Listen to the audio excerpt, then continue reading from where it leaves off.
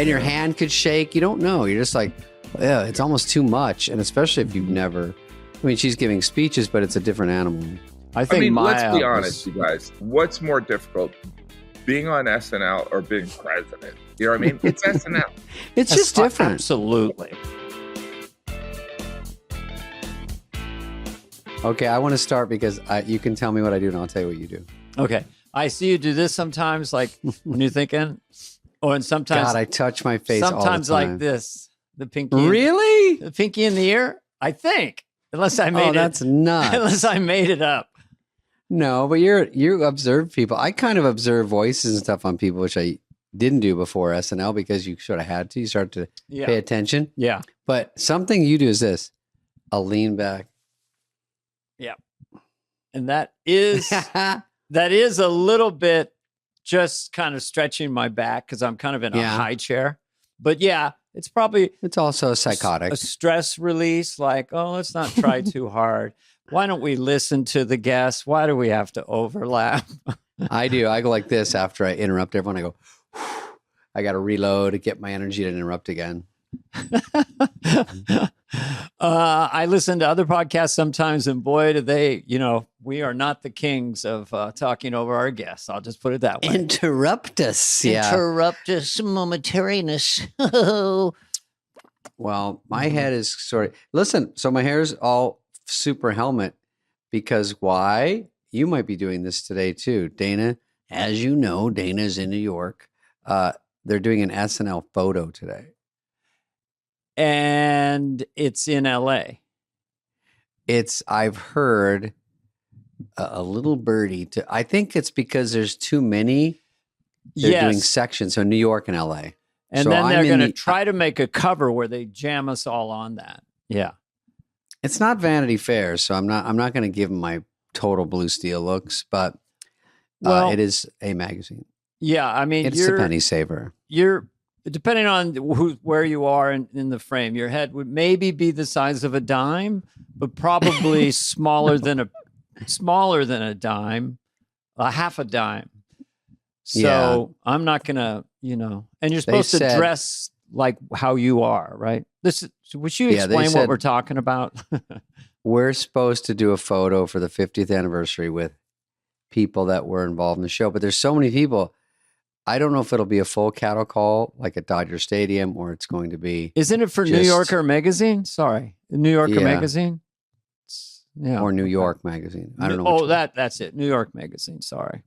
And who was the one we famously had the fight with back in the old days? We wanted to beat the guy up. Was that New York Observer or was it New York Magazine? Probably. Do you remember that? Atlantic, or I don't know what they were. But. They came and stayed with us for a week, and we buddied up with the guy, and then he wrote a horrible. Oh, that's right. Yeah, and just shit all over. And it was Adam and Farley, and everyone was like, "Let's go down there. Let's beat the fuck out of this." It was total disaster. Lauren, no. If so, I'm looking the other way. I have a new impression you just made me think of. Lorne Michaels as a bullfrog in a pond. No. By the way, and guess what? Can I ask you a question? Too many. Go ahead. We actually, in our pond up on our farm, once had a male bullfrog sitting there in the middle of the night on the rocks. And just a frog call to all the female frogs. It's just super loud for like hours. Just trying to get some puss in the middle of the night. But the New York Magazine thing, Open for biz. Everyone listening is like, that's funny. That doesn't happen on my pond. We trapped a raccoon the other day in a cage. Hey, you got a coon. And then, of course, you go to Harrison's Hardware. You get big, intense gloves, and you're kind of wrestling with a squirrely raccoon while you were cruising down, going to Koi to get some sushi. And you got to wrestle. I like it. Yeah. When it's already killed. Yeah. You're cruising high in your Land Cruiser, looking around, pulling up to the valet, walking in like some kind of stud superstar and ordering calamari. I go, give me that octopi. And half the time when you get the sushi, you go, I don't like the octopi. You always see a little, and you go, a good doctor could bring this back to life. Yeah, that's that notion that's the gross part. It brings you to the table. It's still alive, and then somewhere yeah. I don't like it. It makes me sick. I like it medium well. I don't like it rare. I don't want a hamburger rare. I don't know if I like this look today, but go ahead. Well, here's I'll come around to this. New York Magazine asked me in the email, would you like a groomer? We have hair people, and also, would you like a personal groomer that we can fly in? What? Yeah, groomer. Now, a groomer. Spoiled. You have makeup, you have hair. This is inside if you're going to a talk show. But a groomer is like an overarching person that tells you how to groom yourself up. I said, I don't. Heather, what about that? Is that a groomer? Or is it or do you have a stylist, Dana? Men, you call them groomers. Women. It's the overarching name of it. Yeah. My whole goal is bed, head, next day hair. So I don't really need people coiffing my hair. When you go on a movie and by the time you get in front of the camera, it doesn't look anything like you. You go, mine is bedhead hair. I don't care. That's really my look most days. Today they just went shellac. I think it looks very tidy, very early Steve McQueen. You look a little biker. I'm older than Steve McQueen. When did he I delicately 48 say croak. Or 50. He went to the stars. God dang, really? Yeah. I had a weird SNL thing. The sketch got cut, and I feel bad about it. We had Kamala. The show was loaded. Kamala was I say it wrong. Kamala was in the 28-minute cold opening. Yes. And it was... So were you. What I wanted to say, because this election happened, and a lot of people are upset, which is normal. And it was pretty much decided by 2 a.m., I guess, because I went to bed and it was like sleep. Your time, yeah. 12 or something, my time in New York. And then I woke up and it was like, I checked and it says Trump wins.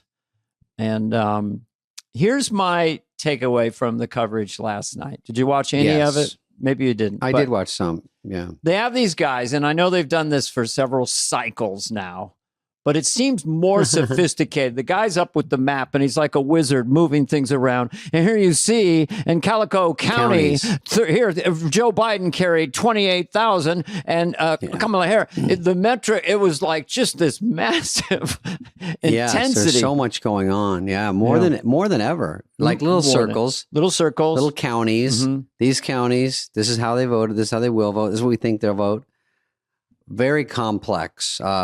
We're going to talk, when we have Gaffigan on in a little bit, he was taped right before the election, just so we are clear. And so we are talking right after. And election night. He was taped before election night.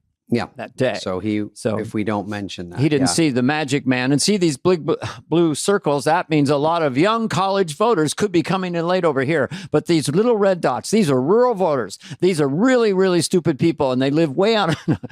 They said. Yeah, it's so true. They kept it pretty neutral. I think both of them seem very scientific. CNN. These hayseeds out here. Yeah, I'd flip back and forth because I sort of want to get a real gauge. Some talk one way. It's funny because sometimes they don't count, they don't count anything officially as far as a state for a while. I kind of like if they wait because there's too many that can flip. It's too close, They'll say like 10 things in a row that looks like the state's going to be won by Kamala or Trump. We go, but what I said means nothing. Anything could change. Don't listen to me. Let's just give it away. But these counties are not going. And then they put Biden versus Trump 2020. And here you see the metrics here. He's up 1.5% over this time last time. I mean, it was amazing. I was exhausted. It's really hard on me. I do look forward to it's hard on you. The political ads going away. Did you choke up? I turned into RFK. Political ads going away. It's like someone who's really sad, for example. So I'm just really upset about the political ads going away. I almost started crying. No, I choked on something, but yeah, the political ads and the local ones. Oh yeah, Prop 47. Bill Squankmeyer killed someone. Oh, you act like you didn't know that? You vote for him if you want to die. Proposition 119 to help the children. Don't you want to help the children? Mary Wang doesn't want you to know she beats her babies. She has 11 babies and beats the shit out of them. You didn't hear it from us. Mary Wang really doesn't know a lot about this ad. Bill Campbell likes to climb mountains and throw rocks on nursery school kids. Do you want to stop Bill Campbell? Prop 111. Because stop throwing motion dirt of a rock on our and children. a kid going like this. Ow. He built a roller coaster that exploded at the state fair. And then he laughed. They show him.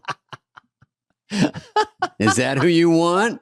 Oh, you want that guy. Oh, okay. He strangled a crosswalk guard and then walked away. Isn't it time we put them behind bars? Proposition 1348, because it's time. Do you remember when Jim Jenkins put a nun in a sleeper hold?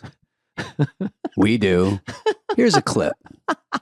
Vote for him if you want. I don't know about you. I don't want to go into a guillotine hold. Do you remember when Kathy Woodfline slapped her pet duck in the face? This ad on purpose? This ad is against duck slapping. Paid for the committee to duck slapping. This ad was paid for by the duck. Tired of seeing tired of seeing rabbits bullied. This ad is paid for the Don Rabbits Roller Bullet. Now they can just do it super fast. Okay, go ahead. I have to show you a picture just because we're on this subject, which we're not. This is a mystery picture I just got because, Lori Jo, who's been working with Norm forever.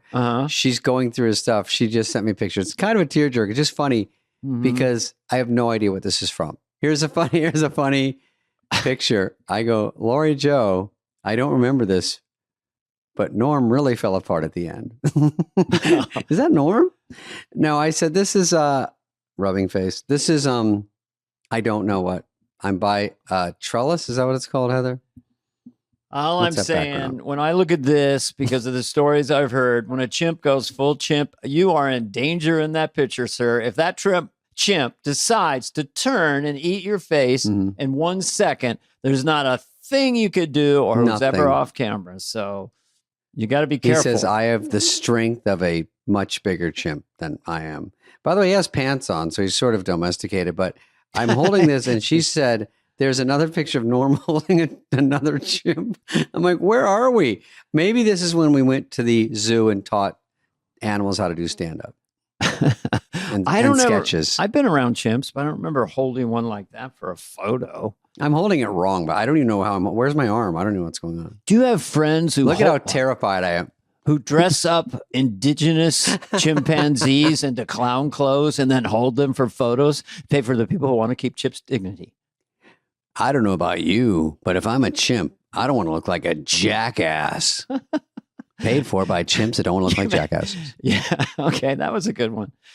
It wasn't bad. You made a chimp look like a jackass. I don't know what the third is there. There's got to be a third. Yeah, I don't know. Jackass. Also, there's a big hubbub if we're going into stories about. It's sort of political. There's a lot of stories. The squirrel. This is a tough story for Heather here. This is a tough story for anyone to hear. The squirrel was euthanized because. Oh yeah, New York's decision to seize is rough too. That reminds me, I got to get a power crunch. So the New York decided to get one specific squirrel. Why? Do you know this story? Well, it said, I've only heard about Peanut the Squirrel, but I didn't know they're euthanizing him in New York when there's 10 million squirrels. Right. Why this squirrel? By the way, you kill an animal, that's the front page. People will flip out. So understandably, there was a squirrel. They called in that it bit someone, Heather, or might have bitten someone. Oh, it turned rabid or something? So they say, in fear of rabies. And then they got there. First question they asked, do you have any cameras in the house? Why? I'm getting to the juicy part. They also found a raccoon, took that, euthanized that. They said in case people have rabies, and it's like crazy. So now, I think I got that right. But now the guy says, they asked if we have cameras because the neighbor was mad they do OnlyFans. So they were looking for a reason to bother them, and they didn't like that. And I don't know. I'm sort of making this up. But they think that was the reason they didn't like them because they're doing OnlyFans, like a couple or something. I like how I have not one fact, nothing. It's a fascinating. But I will say, I know it really petered off at the end. But and then I thought, is the guy getting attention for the OnlyFans? Even though the squirrel is a national story, everyone is. You need attention to trend on OnlyFans or everything. We just don't do crazy stuff. We would never hurt an animal to get ratings on our podcast. Newsflash. Secondarily, who decided to call killing an animal euthanizing an animal? Bill Euthanize? Bill Euthanize invented the word euthanize. So people are murdered, but that sounds pretty good. He wasn't killed. He was euthanized. Hey, for people to want to stop Bill really euthanize. Bite anyone? People that want to just go back to the word killed. Okay, let's go to the stories then, because should we, or what do you want to talk about?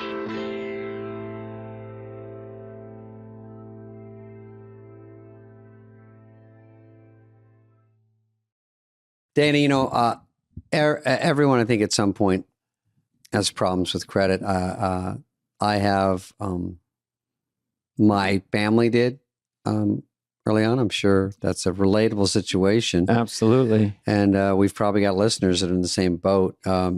This is a way to, boost your credit. And you wish you learned it sooner because it's never too late. Oh, yeah. If all of a sudden this is like a creative idea. You see a little house, a starter home, you want to buy it, and and you're struggling with credit. It's hard to get a loan. So it is kind of a grown-up thing. If you're buying a car too, all kinds of stuff. Moving this into is a new called apartment. Kickoff. And Kickoff simplifies credit building with plans that are fast and easy, and they safely jumpstart your credit. When things seem impossible, this makes it feel possible, which is all you really want. No credit check required. It's not for everyday spending. This is to help build your credit, which is really what you want. You have other things for that. And, by the way, and guess what? Users with credit under 600 increase their credit by an average of 28 points in the first month. And that's a big leap in that world. Kickoff is smart, legit credit hack with no catch, no credit check, no hidden fees, and no interest, David. And by the way, you can start building credit immediately for only $1. That's for your first month. AutoPay helps you build credit while you sleep. Never worry about missing a payment. You can sign up for minutes on your phone, which is always the easiest. No credit check. You can bail out and cancel anytime you want.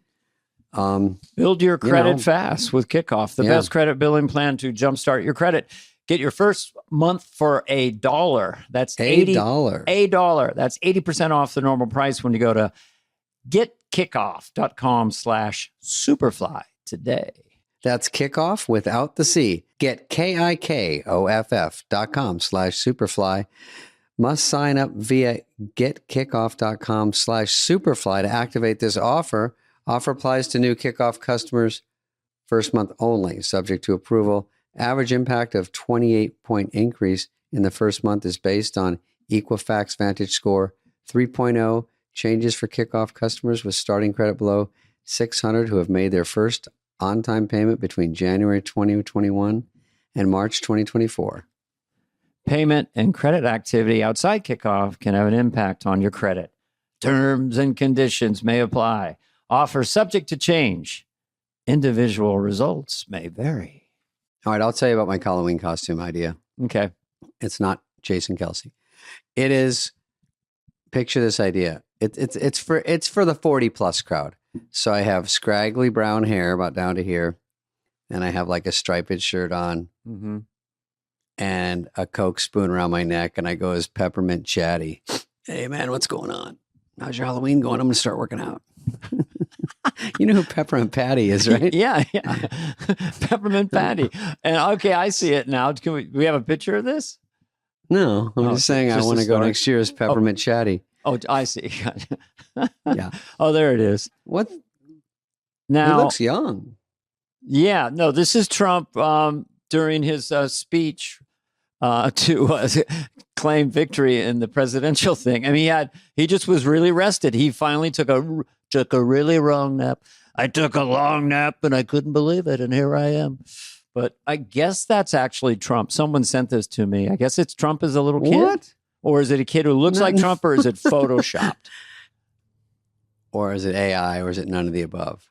Let's go to the phones. You know, Mom, well, what I could use right perfectly now. Trump's. I know it's too. Yeah, it definitely has to be. You're right. It's a comb over, so and the funny, kid is one.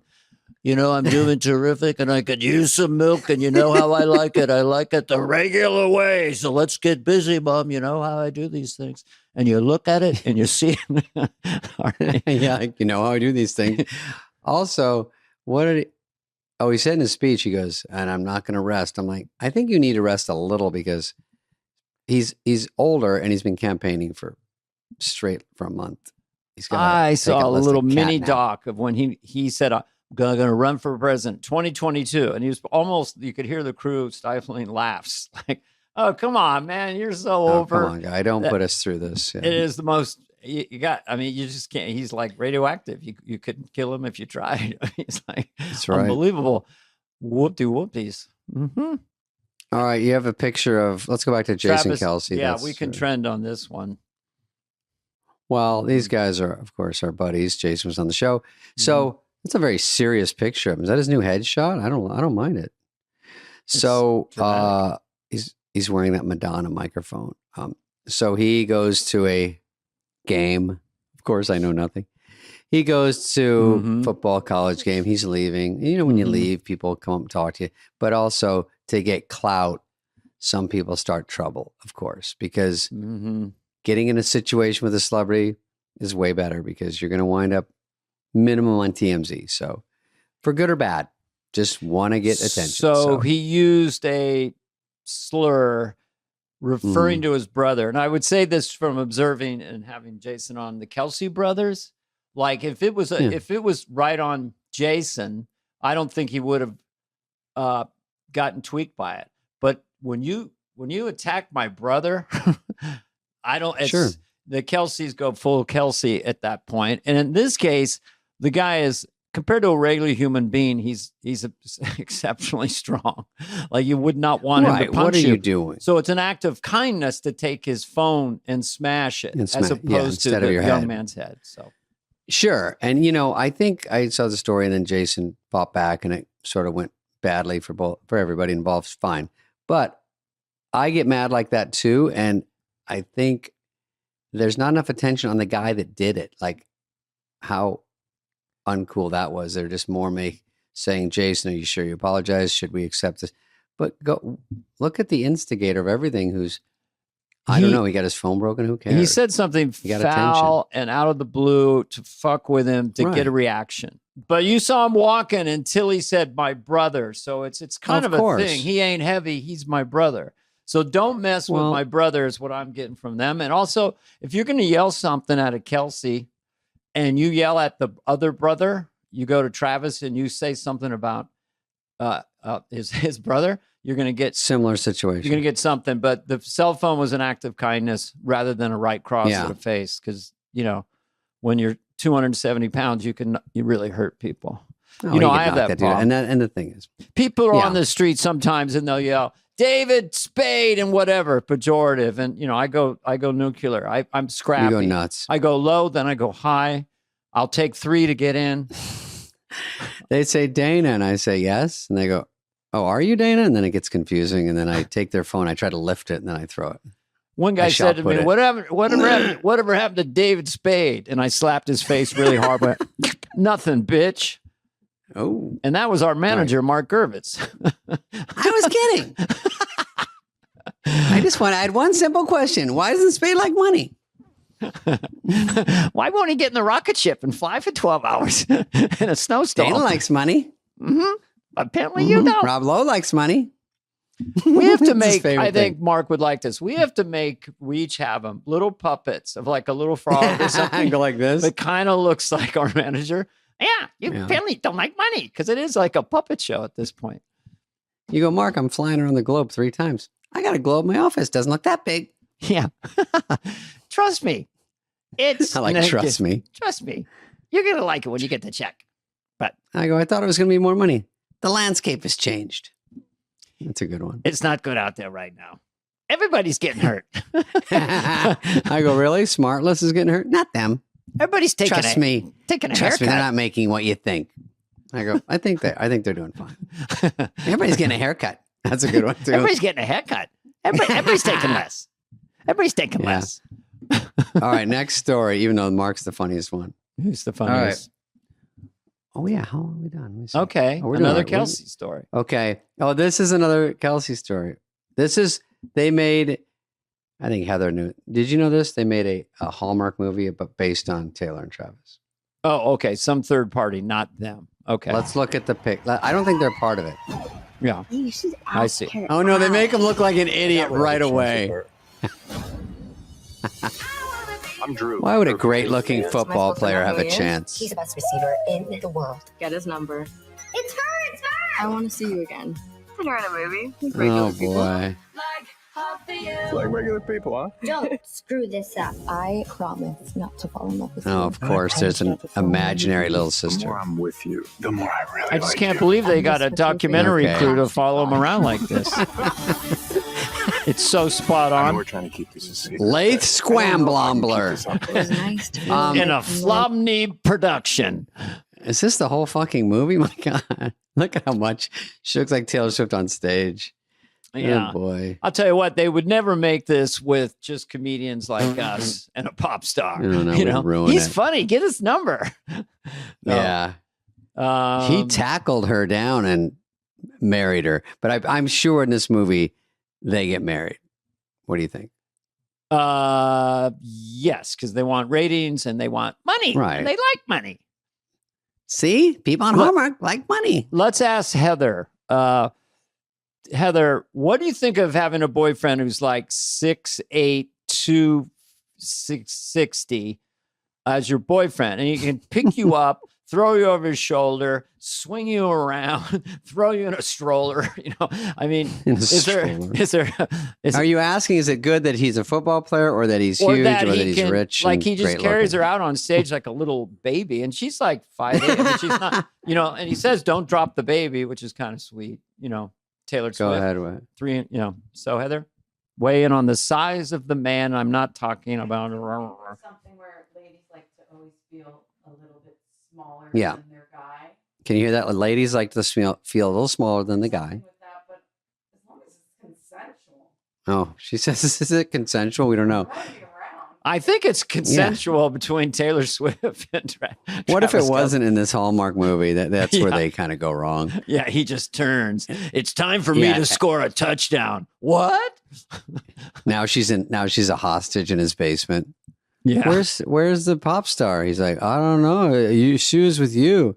Yeah. No, and then the cops are like, doof, doof. He opens the Can we go trap in your door and basement? looks down. You'll get fed tonight. Yeah, exactly. No football that would player. be it.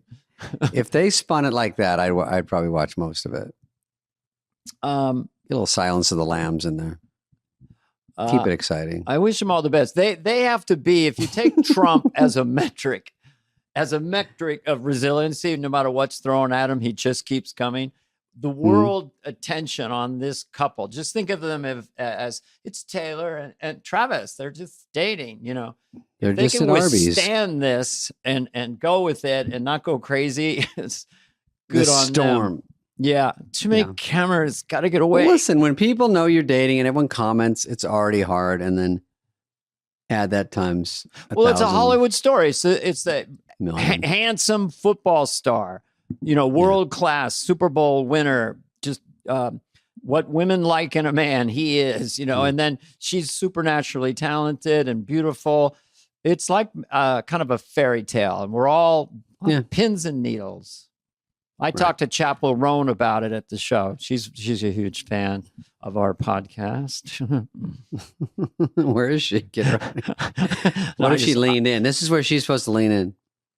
I just made that Hi, up Dana. in case she's listening. Did you talk to her? Did you go up and go, hey? Did you act like Biden the whole time when you talk to people? Well, yeah. I mean, we talked with. Well, yeah, I do. Yeah, I mean, they want to hear the Biden. You know, I ran into some nice people, had some nice things to say at the party. I don't want to name drop Jon Stewart, but it doesn't matter who was there. But people, you know, Biden's a new character that's about to leave the stage. Hey. But I think he should walk around the White House with a T-shirt that says 81 on it. What's that mean? Because in 2020, he got 81 million votes. And Kamala got 66 million. So he should just have a T-shirt. It's 81. What does it mean? It should say 81M and then under it. You like that? How about just 81 million? Why are we hiding and pretending? Yeah, you got to help people a little bit. Yeah, 81 million. I would have won it. I would have beat him like a drum. I would have won it. People know this I would is a have. cakewalk. Come on, I'm being serious. I would have beat him like a drum. I did it before. You could do that this again. week on the show. You should be in your room with a cigarette going, you know what? People can do the one index finger tap with the ashes because you'd think mostly, and it's kind of like that or something. I guess somebody doesn't want to win.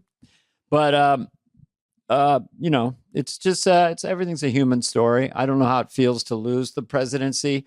Trump knows how. He got a little angry about it. He knows how to win, though. He's had that twice, you know, so. Looks good on the res. Hopefully tomorrow he won't say it. I just changed it. I talked to the Supreme Court and I could do 3 terms starting now. I'm going to 90. I know how to be 90 and I'm going right there. All right, one more story and then we got to go because we got a good guest. We have a really good guest today. We got a really good guest. Here we go. Okay. Let's see. Okay, this is just a goofy one. So this guy is going to try to walk through this hula hoop. Big shoulders. Trying to get through a hula hoop. Ain't no way, bro. Ain't no way big shoulders. Okay, you can turn the volume down. Okay.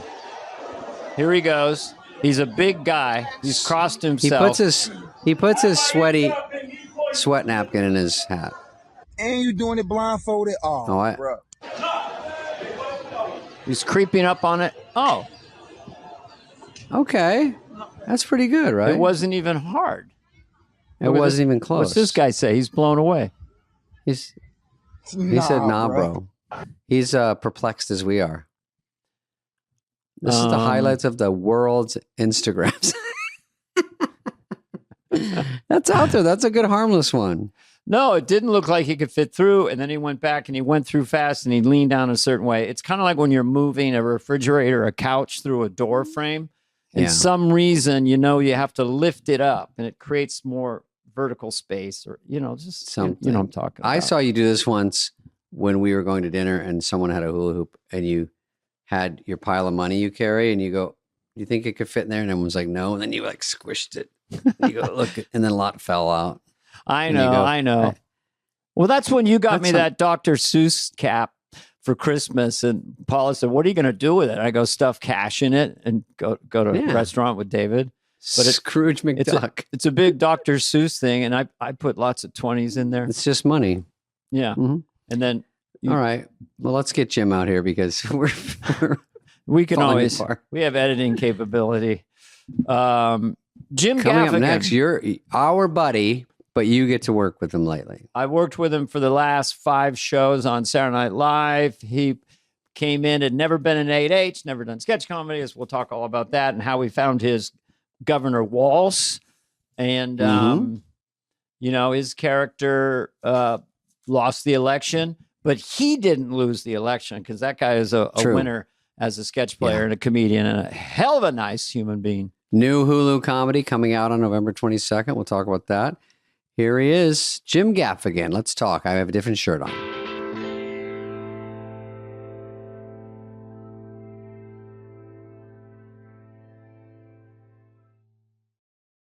Hey, you're bad-mouthing me Oh, No, no joke. He's saying you're better friends than me and him are already. What's going? Dana has been like my support animal. Yeah. I've got a few laps under my belt. But I do say this, and I've said it before, and it became a catchphrase as Hans and Franz. Whoops, it looks like the student has become the teacher. I used to say that to the junior varsity sometimes. Chris Rock or you or Sandler. The student has become the teacher. Jim is a quick learner, but the first week he texted me because let's just set the scene. This is Jim Gaffigan. He has 11 specials. He's world famous. He's incredibly successful. Great stand-up, great writer. So anyway, that's out of the way. Now, he came in green going, hell, I don't know nothing about no sketch comedy. What you doing here? Yeah, I ain't never done nothing like that. What's this microphone? Yeah. Why do they call it a script? Is it live? No, now you do you. Oh, yeah. I didn't know what to do. I met that Lauren Michaels. I thought it was going to be a woman. Hey, Lauren. I thought all I know is Lauren Green. He came up to me and you said, I remember I quote was like, well, Mr. Danagarney, what should we do next? What's going on? This here's a big building. Sure is crazy. No, it was so bizarre. Yeah. You've never hosted, just so that people know you haven't hosted. So it's all new. It's all new. Good enough. I'm not good enough. Keep your phone nearby.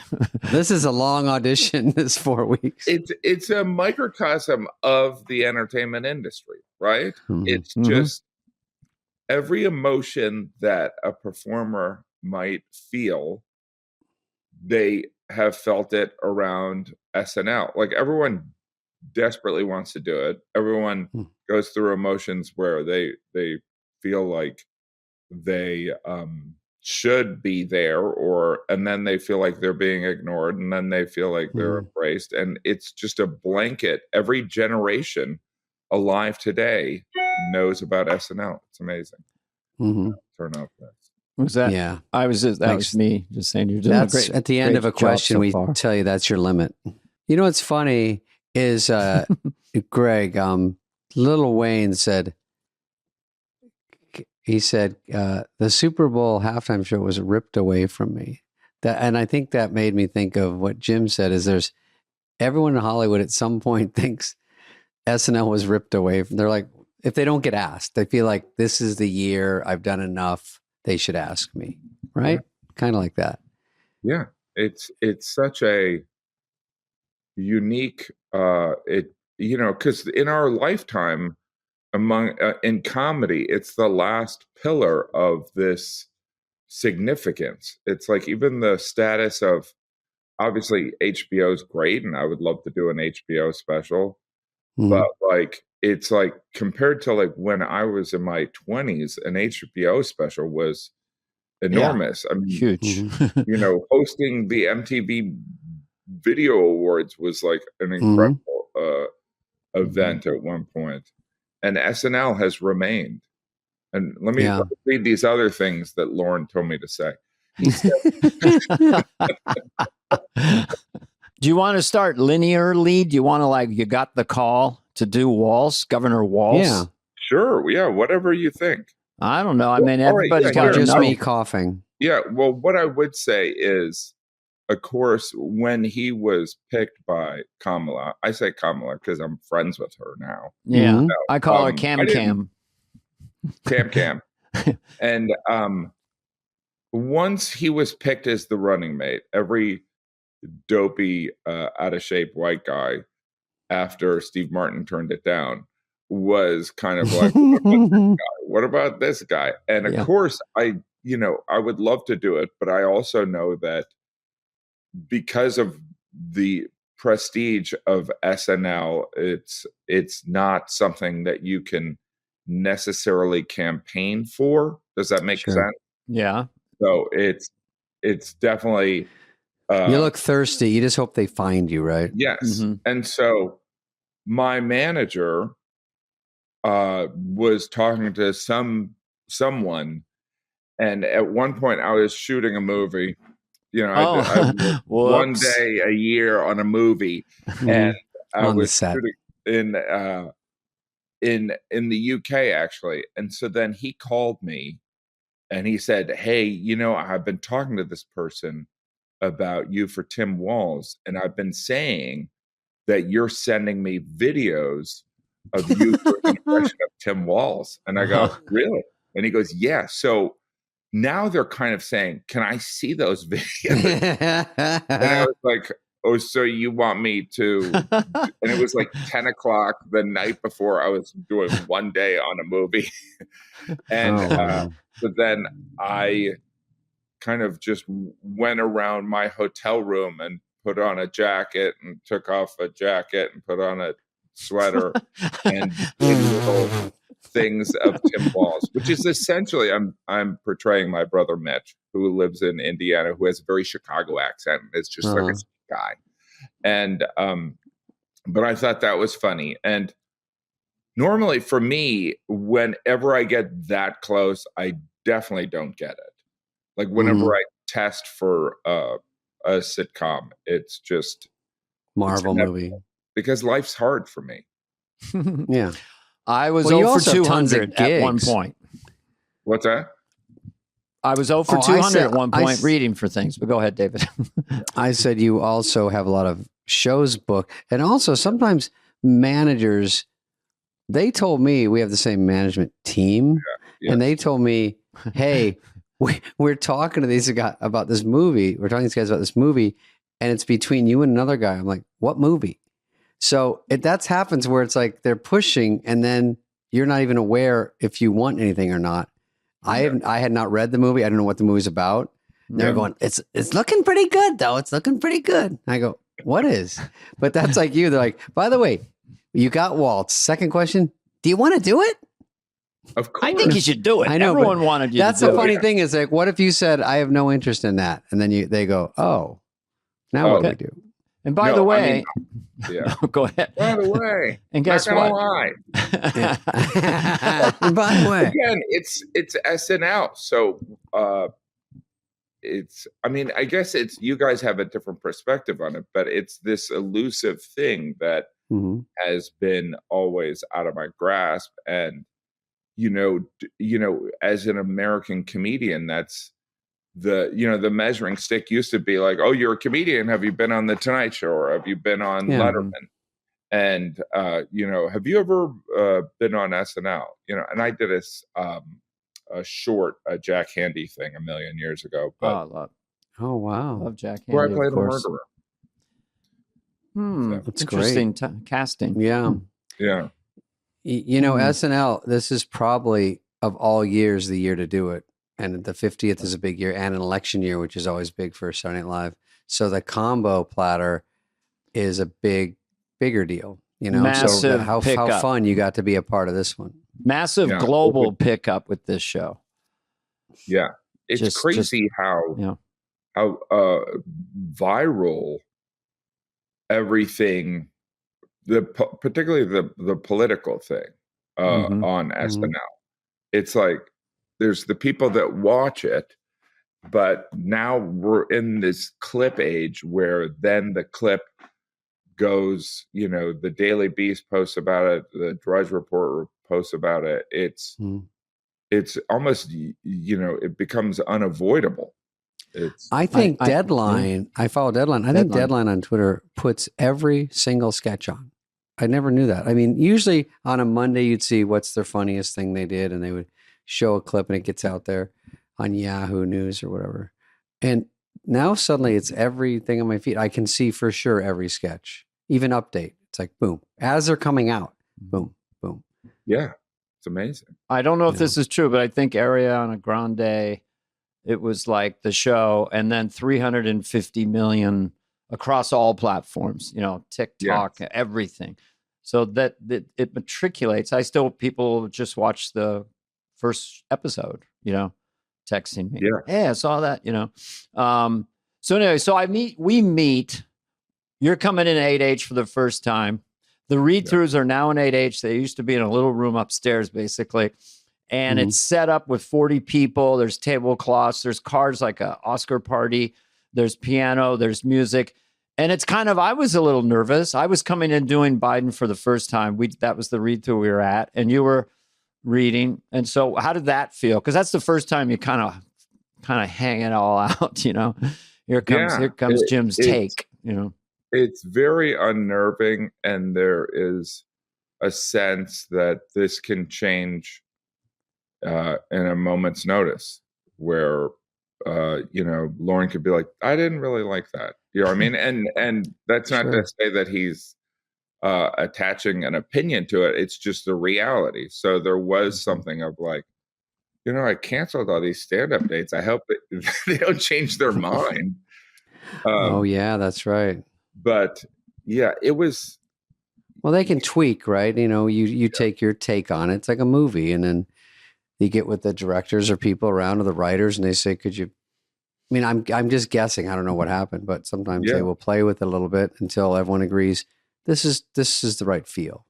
Yeah, I was surprised at the amount, probably because there's just so much happening so quickly there, particularly and the cold open feels separate from the show in some ways, that I feel like Dana and I were like, well, because these head writers are juggling so many things, and the last thing you want to do is be a pest. And so it also doesn't serve your needs to be kind of like, what about this every 2 seconds? So there's Dana and I are like, are we crazy about, like if you do catch someone's ear, you want to be very precise with an idea you have. You don't want to just be jawing their ear off, because also they haven't slept for 3 days. So it's, you pick your fights. You go, can I just change this line? You have to have like a plan. Like, this is my most important thing. Instead of going, it feels a little wonky. They're like, it'll be great out there. And then you're like, oh shit, I didn't really specify what I needed. I think they've been pretty good all in all, but I know what you mean. There's a lot of different inputs into that cold opening and the political environment. It's moving in real time. But I think for someone like Jim, the stand-up, he just knows that there's a rhythm and a musicality to the way you land a laugh, and as waltz. So I kind of encourage you just to say, take it or leave it. We don't try to push, like, put this in, but sort of suggest it. And a lot of times they're like glad, like, oh, great. Now one less joke. We don't have to fix it. Yeah. So it is kind of nice. But so I watched you throughout the week get more and more confidence, because then we go down, we're on our feet, and we're kind of walking through it. And you're kind of feeling a little better, or how are you? Like, it's it's also it's strange, but there's also nothing more fun than trying a new joke, right? So there's nothing more rewarding, but it is very strange, and it's also but you're also you're inserted into this all-star lineup, right? With Dana and Maya and Andy. And so there is it's fascinating. It's just so weird how it reminds me, because there's been different times when I've been hired for different acting jobs, and you have a couple lines. For me, I'm such an obsessive person that whether I have 2 lines or whether I have like 10 pages, all that will take up all my time. I don't know about you. It's like, sure. Just want to get it right. I think Andy, I have never seen you in all these 5 weeks not holding the script. Yeah. And whereas like, I think Andy Samberg, I don't think he even looked at a script. He was so he's good at it. Yeah. He knows what he's doing. Just the cards. Right. Which, and I think after the first week, I was like, I do have to read the cards, but also as a funny person, it's much more important to get the sentiment of the joke or the point of view of the joke than the exact wording. But yeah, it's so different because it's also, as we all know, as stand-ups, you go up there by yourself. You're the writer, director, and editor. So if you're like not feeling it, you could just be like, I don't want to do that right now, and you can move on.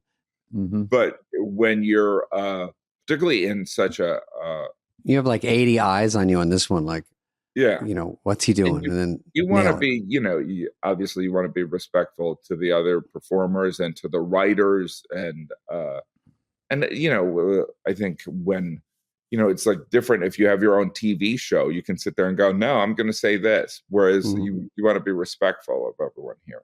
It was interesting on the cold opening, the first show, where we were ostensibly top secret, not revealed. We would go in secret ways to the building. Who's going to play who in this thing? And then it was very gratifying to watch, when you came out just with that kind of energy and doing the prayer hands and this. And then they would, for Andy too, they would kind of like, it's Jim Gaffigan. And then it would just really, and I was sitting back on the couch going, well, that's kind of satisfying. They're like, we're so happy it's you doing Waltz. It's a great, so fun. boost. Yeah. So fun. So, such a really kind of rewarding experience. It's bizarre.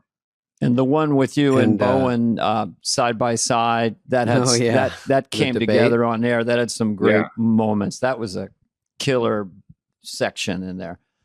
Yeah, and I love the last. I actually love the last minute aspect of it because it reminds me of like when you're about to go on stage doing stand up and you have an idea, or you're on the subway and you have an idea that adjusts a joke that you've been working on for like an extended period, and it's that adjustment that really helps.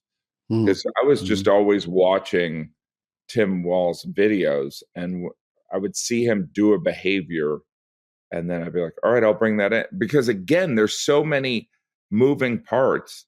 It wasn't like people were like, Tim Walls does this, can you add it? It was left up to me, which I know was surprising. You know what? Everyone's so good that as an outsider watching, I would say give it to Gaffigan, give it to Maya, give it to Dana, and then they're going to get it 98% there because they're such perfectionists in their own comedy that it's kind of nice that you can hand it over and it's going to be pretty much what it's going to be. And they have so much on their mind.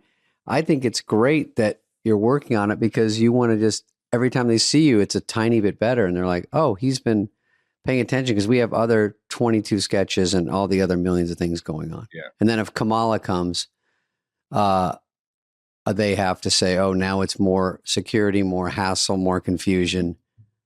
I guess, wasn't it? I mean, I'm guessing. Oh my gosh.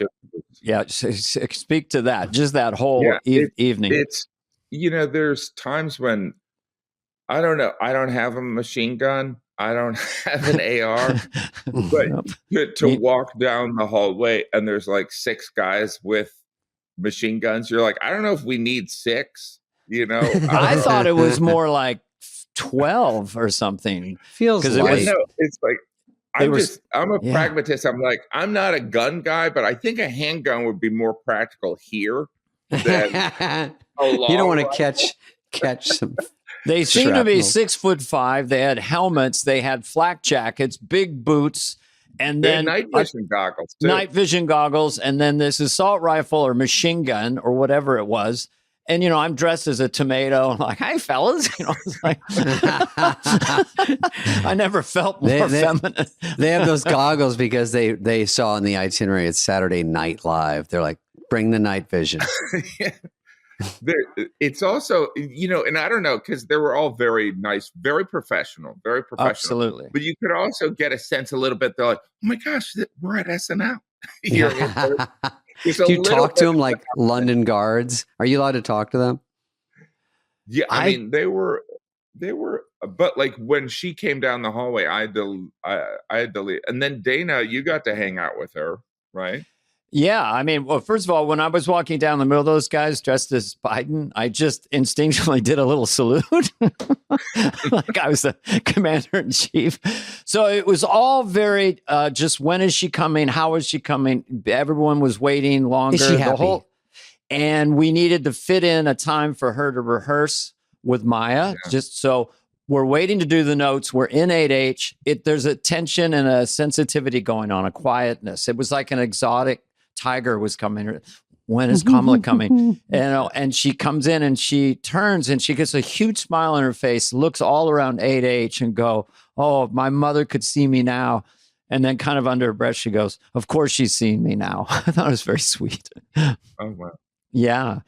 And so if we want to jump ahead afterwards, I was going down the hall. She'd done the cold opening. And it was a very, whatever your political thing is, it was a very human moment, the way the audience, the emotion of the audience for her in that studio for about 2 minutes couldn't help but, kind of well you up. I mean, it just was sort of emotional. And then she's down in the Maya's dressing room.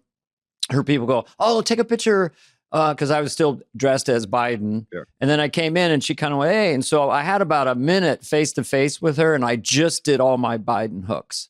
No, I'm not kidding. I'm being serious. She laughed so hard. She was bent over laughing. So that was kind of interesting. So, I guess she sees all of this from a different point of view, but it was kind of seemed cathartic or something. I don't know. People seem to like it.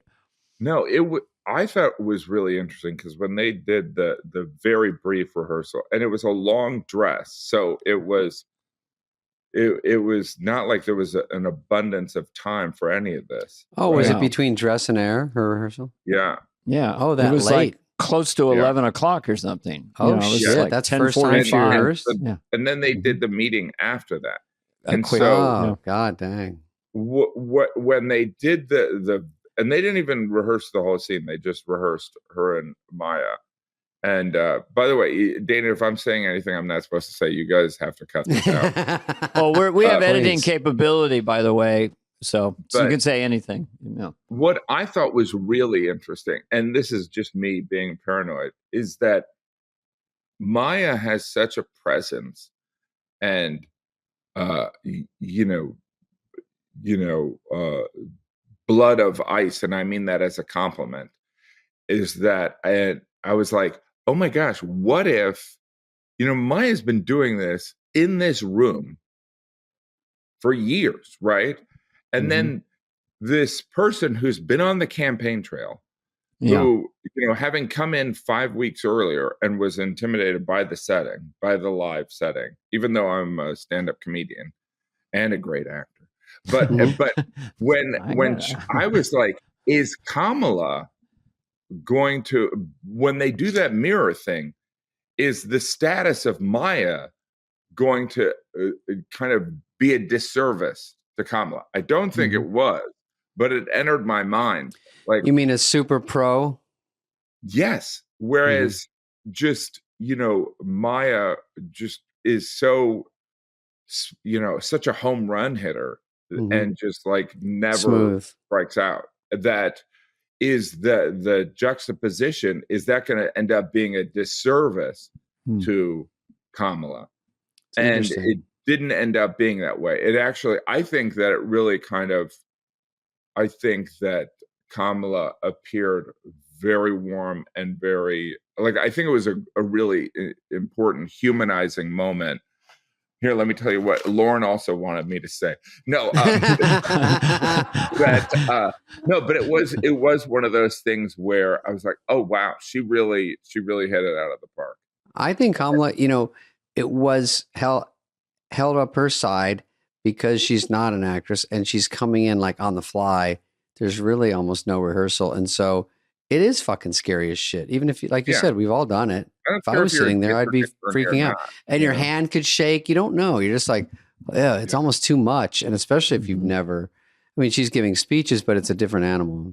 I think let's be honest, you guys. What's more difficult, being on SNL or being president? You know what I mean? It's SNL. It's just different. Absolutely. We just want the audience to know how hard. But, I think that you're talking yourself in the mirror was the conceit, and it's been done a lot, but it was very maternal in a sense. And in the end, Kamala, give me your hand.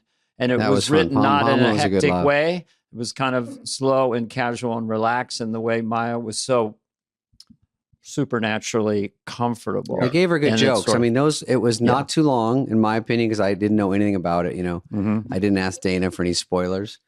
And I thought the Pamela was the first big laugh. I was like, oh, that's great. And then they did a few plays on words. Yeah.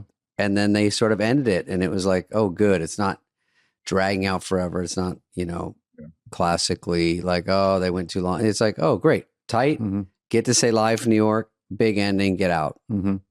Yeah. Mhm. And surprisingly, it was just a very friendly audience. It was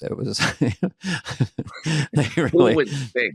who would think? But it was I've said this to people when I went to do the George Bush Senior White House. I was sitting with Neil Young at the party, telling him that, and he just said to me, he didn't even, it was in an apolitical thing. He goes, "Oh, that's a human thing, man.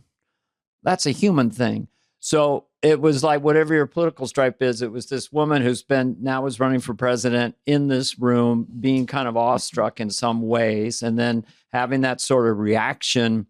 It's just like it was hallowed grounds for a moment. It was like only SNL can capture these kinds of moments because everybody knows it's live.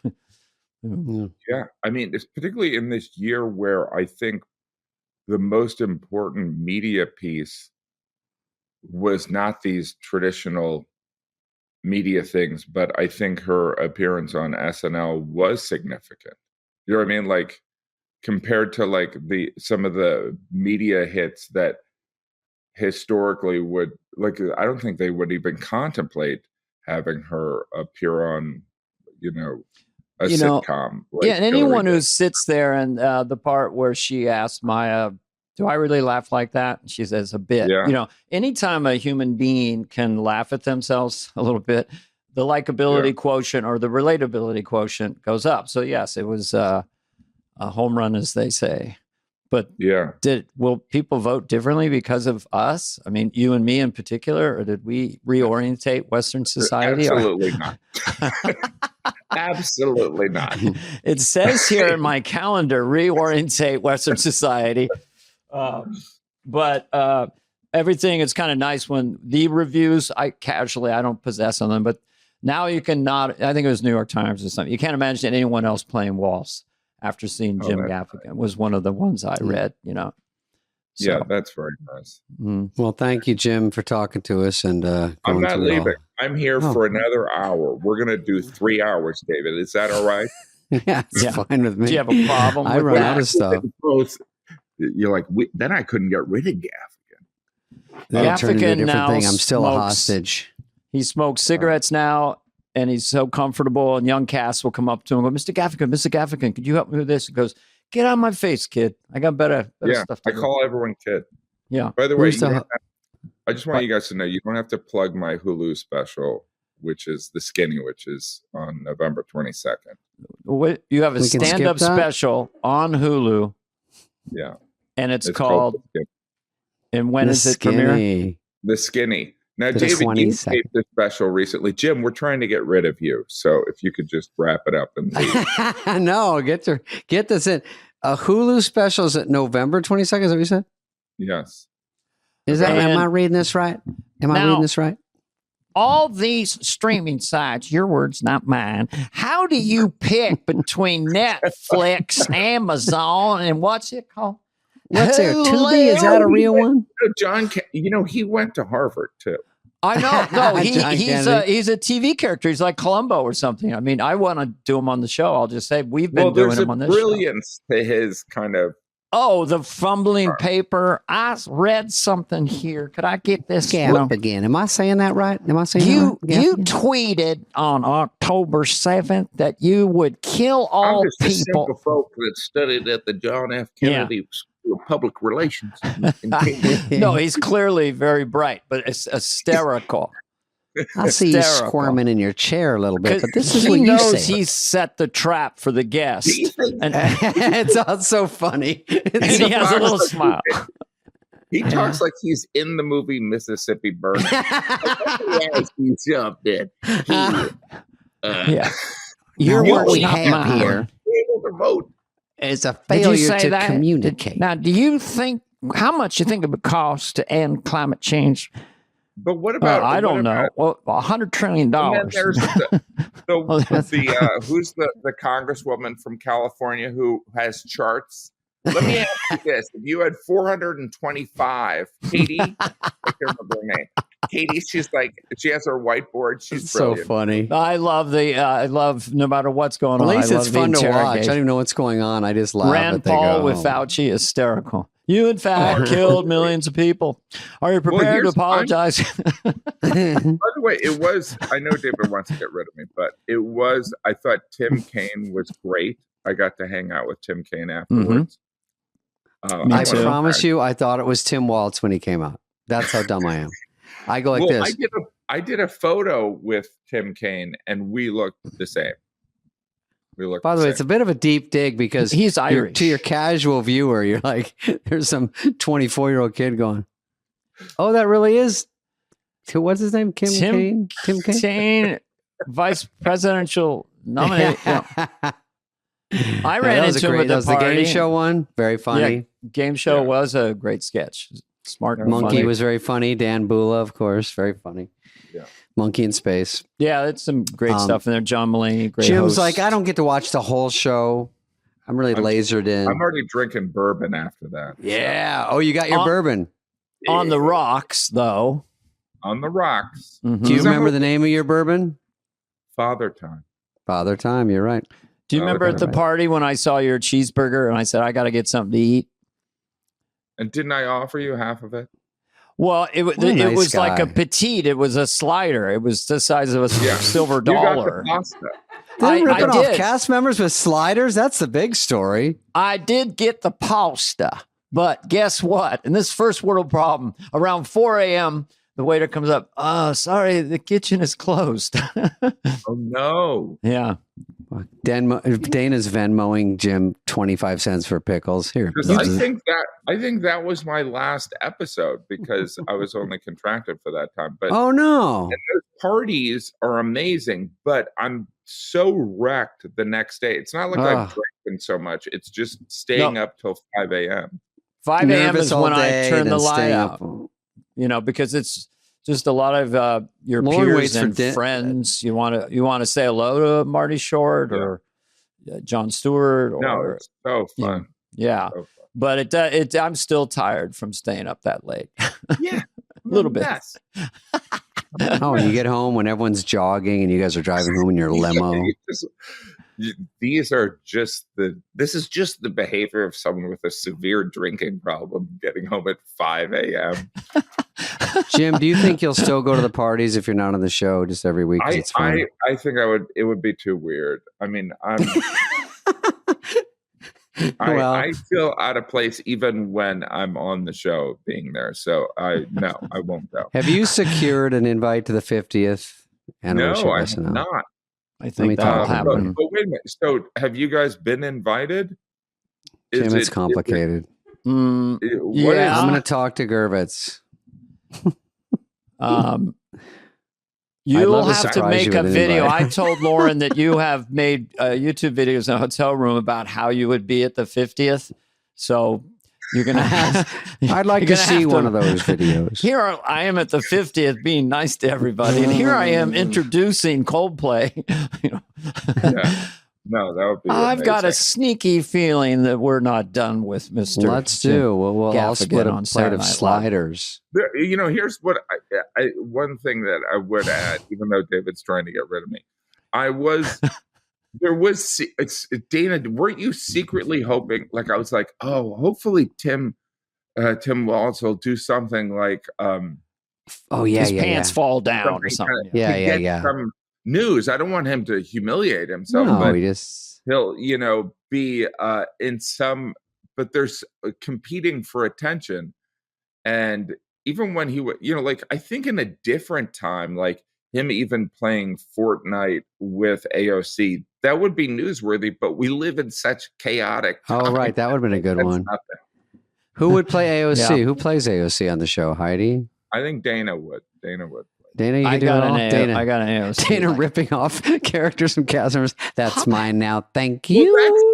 That's the other I'm thing. Is, like, AOC. you don't want to. like I want to do other things. You really want to take a job from someone. Yeah, it feels weird because no one there at least looks exactly like Tim Waltz. If you walk by a cast member, looks just like him, and he goes, "Hey, how you doing, man?" You're like, No, "Oh to my me, God." Tim Walz has been not around that much, and I just saw a speech or two or whatever. So I couldn't. When I see you, it's Tim Walz. You know. Yeah. I mean, no I one say knows the waltz. idiosyncratic speech things he has. I mean, you have the prayer hands and the pounding the heart, and then And some I of those tried to do the ear thing because he does the ear thing, and Lauren was like, "Get rid of the ear thing." No, too much. to Carol Burnett, she would go Yeah. like this, or Lily Tomlin used to go one ringy dingy, two ringy. Do you want a big chair like Lily Tomlin too? Come on, what are we doing here? You It's could not play Tim laughing. Walsh as a 5-year-old. We'll put a hairpiece on you. No, you'll be back, and I will lobby. It doesn't matter. I think you should host. The audience clearly loves you, and you're kind of Jim? iconic at some They point. need a You've been white guy to famous. host at some point. Right? I mean, And you're something. mostly white. I'm mixed. You're 120% white. I'm mixed. I'm Irish and Scottish. Whoops. You. All right. All right. You're gonna say goodbye because I cannot say it, so I've just been sitting here because They told me. Our manager said, "You get him off that fucking thing in 30 minutes or we'll go dark." And I'm like, "We'll pull the plug." I'm like, "Oh my God." This has been a presentation of Odyssey. Superfly is executive produced by Dana Carvey and David Spade, Jenna Weiss-Berman of Odyssey, Heather Santoro, and Greg Holtzman. Hope you liked it. Ooh.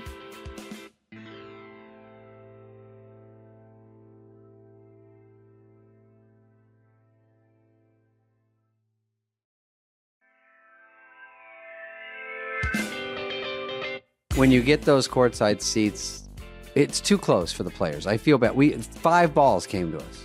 You know what I mean? Like, No. and it's so awkward.